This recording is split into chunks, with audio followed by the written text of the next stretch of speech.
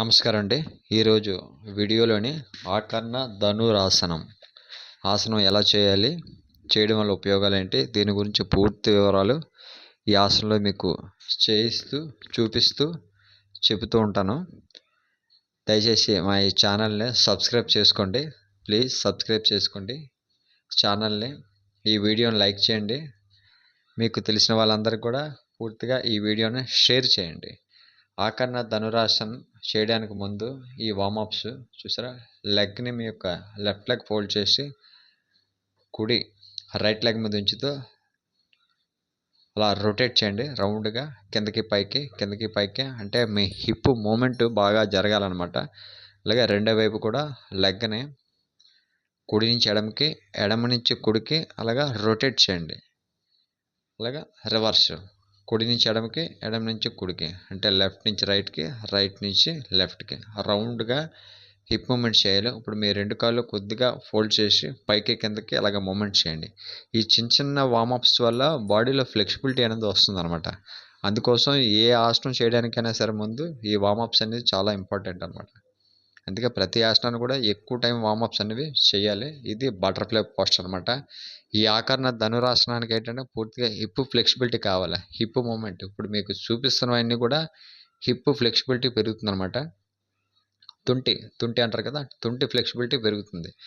మీరు సింపుల్గా ఇలా వీడియో చూస్తే నీట్గా చేసుకోవచ్చు. మీరు ఎక్కడికి వెళ్ళిపోవాల్సిన అవసరం లేదు. సింపుల్గా ఆకర్ణ ధనురాసనం. దయచేసి వీడియో పూర్తిగా చూడండి, ఎక్కడ స్కిప్ చేయొద్దు.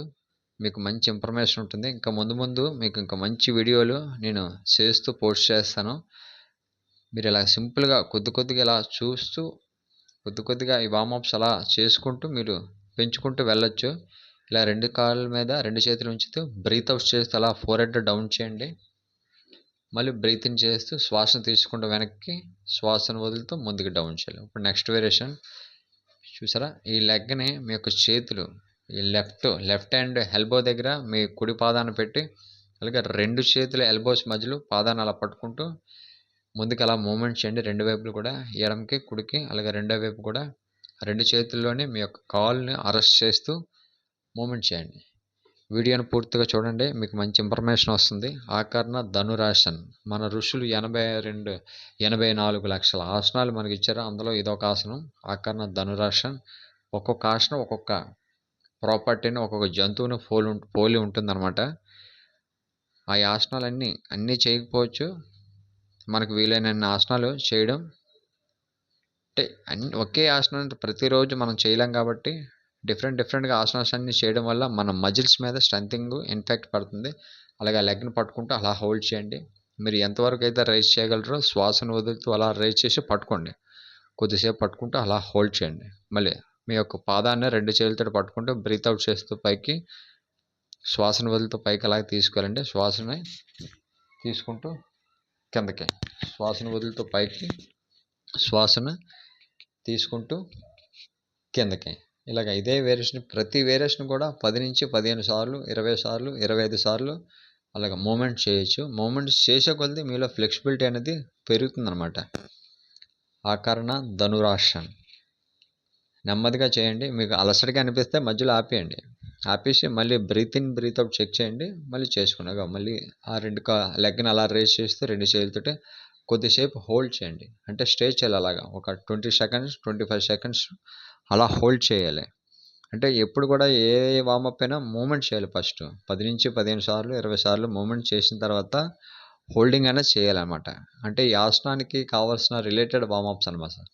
ఆసనం డైరెక్ట్గా చేస్తే కొద్దిగా ఇబ్బందిగా ఉంటుంది, డైరెక్ట్గా చేయలేరు. కాబట్టి ఆసనానికి ముందు ఈ రకంగా మూమెంట్స్ చేస్తూ ఉండాలి పైకి కిందకి. చూసా, అంటే మీకు షోల్డర్ మూమెంట్ కూడా కావాలి. ఎందుకంటే ఈ ఆసనాన్ని చేయడానికి షోల్డర్ ఫ్లెక్సిబిలిటీ ఉండాలి, షోల్డర్ స్ట్రెంథింగ్ కూడా ఉండాలి. కాబట్టి ఈ భుజాలు మూమెంట్ అయ్యేటట్టు ముందుకి వెనక్కి చేతుల్ని అలాగా మూమెంట్ చేయండి.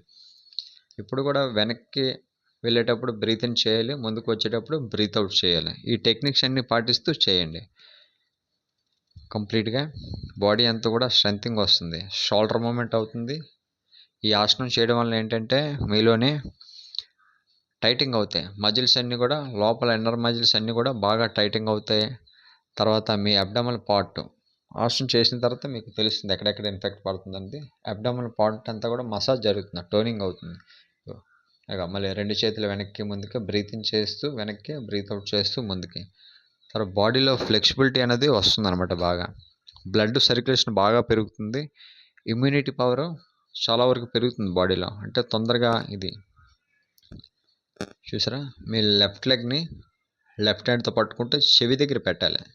అలాగే రైట్ లెగ్ని రైట్ హ్యాండ్తో పట్టుకుంటూ అలా హోల్డ్ చేయాలి. ఇది మీ లెఫ్ట్ లెగ్ని కానీ రైట్ లెగ్ని కానీ సేమ్ లెగ్ సేమ్ హ్యాండ్ పట్టుకుంటే మీ చెవి దగ్గరికి ఎలాగా వెనక్కి స్ట్రెచ్ చేయాలి.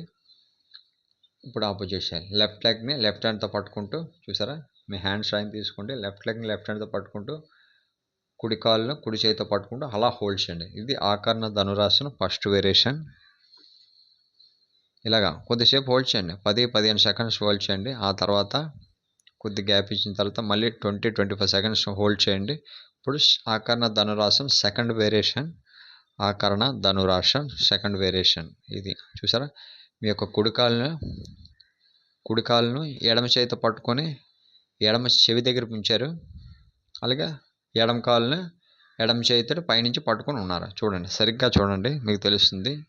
దీనికి ముందే చెప్పే ఈ వార్మప్స్ అన్నీ కూడా మీరు పర్ఫెక్ట్గా చేస్తూ ఉంటే ఈ ఆసనం ఈజీగా చేయగలరు. ఆకర్ణ ధనురాసన్ అంటే ఏదో రకంగా ఏవో టైప్ ఆఫ్ ఆసనాలు చేస్తూ బాడీని ఏదో రకంగా మనం ఫ్లెక్సిబిలిటీగా, ఆరోగ్యంగా, స్ట్రెంగ్త్గా ఉంచుకోవాలి. రోజు ఒకే రకమైన ఆసనాలు కాకుండా ఈ వీడియో మీరు చూస్తూ రోజుకొక మీకు ఎంత వీలైతే అంత, వారంలో 2 times 3 times డిఫరెంట్ వీడియోస్ మీరు చూస్తూ ఇలా చేసుకోవచ్చు.